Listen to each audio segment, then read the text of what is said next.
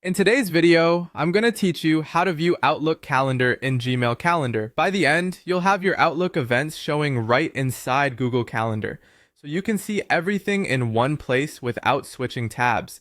Start by opening your web browser and heading to Outlook on the web, specifically the Calendar view. If you aren't signed in yet, log in with your Microsoft account so you can access your calendars. Once you're in Outlook Calendar, look for the settings icon, the small gear at the top right. Click it, then open the full settings panel and go to the calendar section.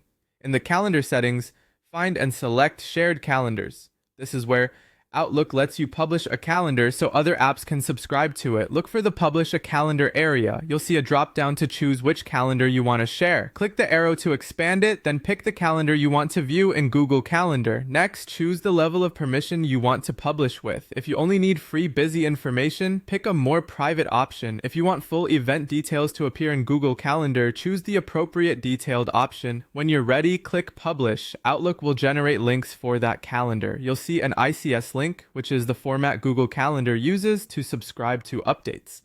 Click the ICS link option, then choose Copy Link and confirm by clicking Copy. This copies the subscription address to your clipboard. A quick tip: ICS subscriptions are read only in Google Calendar. You'll see all events and updates from Outlook, but you'll still edit them in Outlook.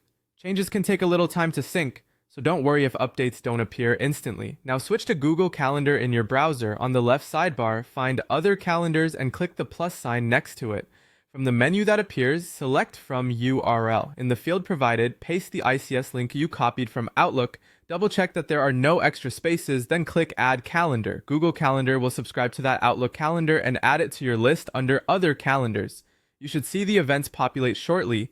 If your organization has sharing restrictions, you might need different permissions in Outlook or admin approval, but as long as the calendar is published and accessible, it will display here.